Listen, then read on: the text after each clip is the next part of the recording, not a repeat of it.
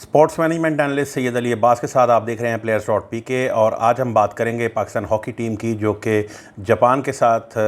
Match 3-2 से हारने के बाद ना सिर्फ एशिया कप से बाहर हो गई, बल्कि उन्होंने आलमी हॉकी कप 2023 में, जो कि खेला जाएगा Kalinga hockey stadium Bhubaneswar India में, उस इवेंट में भी शिरकत के लिए क्वालिफाई नहीं किया।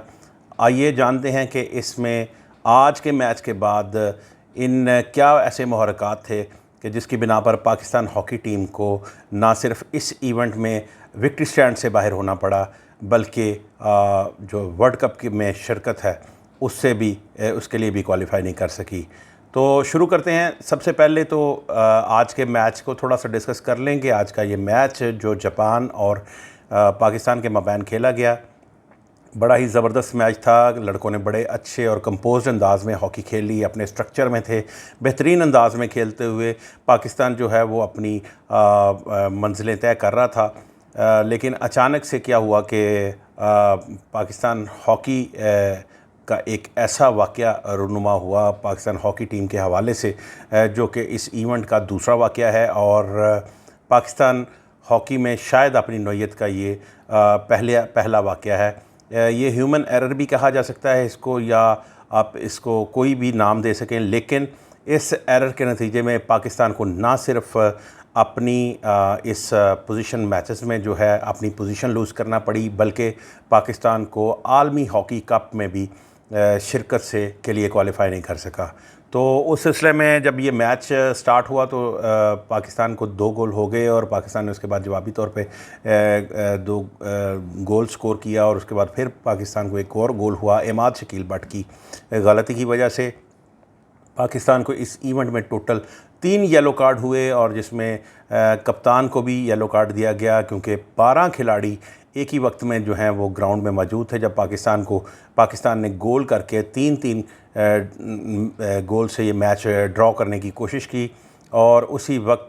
खेल को रोक दिया गया और बताया गया पाकिस्तान के कप्तान को बुला करके आपके ग्राउंड में 12 खिलाड़ी मौजूद हैं, जबकि 11 खिलाड़ियों के साथ ये खेल खेला जाता है। तो ग्राउंड में अंपायर ने बुलाकर ना सिर्फ हमारे कप्तान उमर भुट्टा को, कप्तान को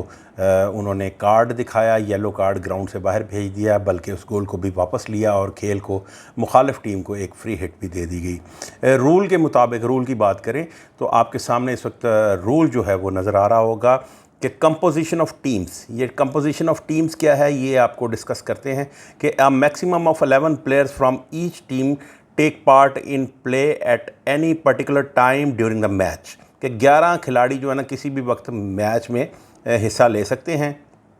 और उसके साथ साथ उसको नरेट किया गया है कि if a team has more than the permitted number of players on the field time should be stopped. अगर ये नंबर बढ़ जाता है तो टाइम को रोका जाएगा, and to correct the situation, इस सिचुएशन को ठीक किया जाएगा। पर्सनल पेनल्टी में be awarded against the captain of the team involved, और पेनल्टी अवार्ड दी जाएगी क्योंकि कैप्टन जो है वो ग्राउंड में खेलते हुए बच्चों का कस्टोडियन होता है, उसको पेनल्टी जो है वो दी जाएगी। और if having too many players on the pitch occurs for a very short period of time, अगर बहुत ज़्यादा बच्चे हो जाते हैं ग्राउंड में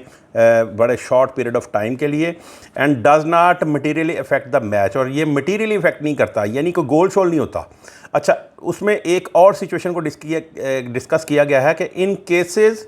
where this occurs and materially affects the match, और जहाँ पे ऐसे केसेस जहाँ पे ये होता है वहाँ पे मटीरियली मैच को अफेक्ट होता है, जिसका स्कोर बढ़ जाता है। अब पर्सनल पेनल्टी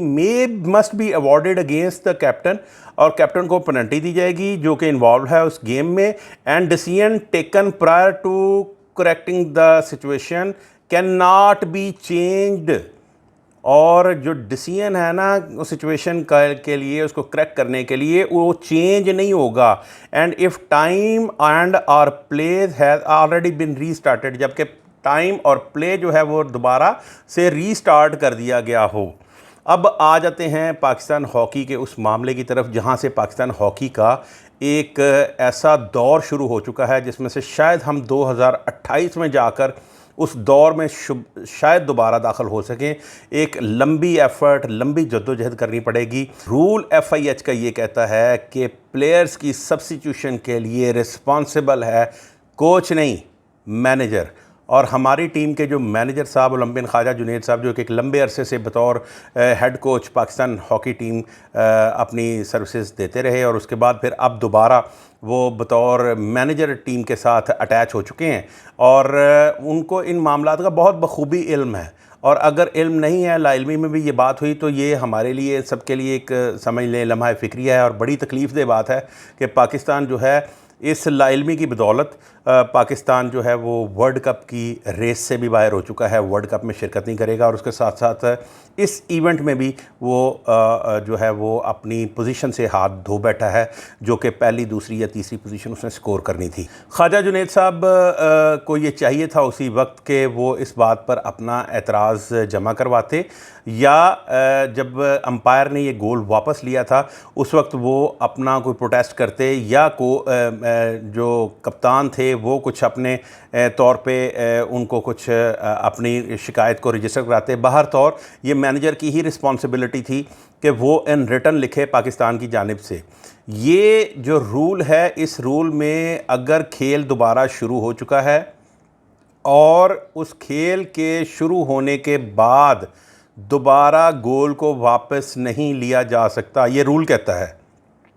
हाँ, उस सूरत में वापस लिया जा सकता है कि अगर 12वां खिलाड़ी दाखिल हो गया ग्राउंड में और वो बॉल को लेकर चल पड़ा और उसको रोकते रहे, वो ना रुका और उसने जाके गोल कर दिया, तो ना सिर्फ उस खिलाड़ी को बाहर बिठाया जाएगा बल्कि उस गोल को वापस लिया जाएगा। उसके अलावा अगर कोई और खिलाड़ी गोल करता है तो ये गोल वापस नहीं हो सकता था किसी भी तौर पर। और ये गोल जो वापस हुआ, इससे पाकिस्तान एक गोल के खसारे में उसने अपनी गेम फिनिश की और खेल से बाहर हो गया। FIH का रूल 8.4 कहता है कि रिस्पॉन्सिबल है manager for the substitution of the players, और इस तमाम प्रोसीजर को वो इंश्योर करेगा कि ये प्रोसीजर अपनी ट्रू स्पिरिट के साथ जो है वो गेम में नाफिज होगा। तो मेरी जो इस्तदा थी इस सिलसिले में वो सिर्फ यही थी कि पाकिस्तान हॉकी जो है वो हमेशा से ही सफ़र करती आई है और उस सफ़र का नतीजा सिर्फ यही है कि हम लोग इनकम्पिटेंट लोगों को हमेशा कोशिश करते हैं कि साथ भेज दिया जाए। उनको उनके फ़राइज़ मनसबी जो हैं वो सही तरीके से याद नहीं होते, या उन्होंने पढ़ा नहीं होता, या उनके पास इतना नॉलेज ही नहीं होता। ख्वाजा साहब के केस में ये बात मैं किसी भी तौर पे नहीं मान सकता। वो एक बड़े कोहना मश्क कोच भी रहे और उसके साथ साथ अब वो बतौर टीम मैनेजर हैं। तो ये गलती ख्वाजा साहब जैसी शख्सियत से हो जाना, या एक ऐसे शख्स से होना कि जो कि पाकिस्तान हॉकी से वर्ल्ड चैम्पियन जब था पाकिस्तान 1994, वहाँ से लेकर आज पाकिस्तान जब 18वें नंबर पे है, यहाँ तक के सफ़र में सबसे ज़्यादा टाइम उसने पाकिस्तान हॉकी टीम के साथ गुजारा हो, तो वहाँ पर उससे ये गलती होना मेरे ख़्याल में ये एक हम सब के लिए लम्हा फ़िक्रिया है। पाकिस्तान हॉकी जो है वो इस सिलसिले में बाकायदा तौर पर रजिस्टर करे, अपनी उन तमाम जो तहफ़्फ़ुज़ात हैं उनको FIH के सामने, एशियन हॉकी फेडरेशन के सामने। यहाँ पर कई वीडियोस ऐसी भी सामने आई जिसमें ये बताया गया कि जी शायद टाइम स्टॉप कर दिया गया था इंडोनेशिया और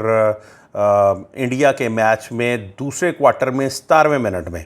तो ये टाइम स्टॉप तकरीबन कोई 1.5 से 2 मिनट का टाइम स्टॉप था, जो कि रोका गया उस वक्त को, और मैच चलता रहा लेकिन घड़ी जो दिखाई जा रही थी वो रुकी हुई थी। तो इस सिलसिले में मैं ये अर्ज़ करता चलूँ कि बीइंग ए ब्रॉडकास्टर मैं भी ये समझता हूँ, क्योंकि हम लोग भी ये ब्रॉडकास्ट करते हैं, तो मैं भी ये समझता हूँ कि कई जगह पे ऐसे एरर्स आते हैं जहाँ पे हमने टाइम को मीट करना जो है वो ज़रूरी समझते हैं, कि ताकि जो नाज़रीन हैं उन तक ये जो डाटा है वो सही अंदाज में पहुँचाया जा सके।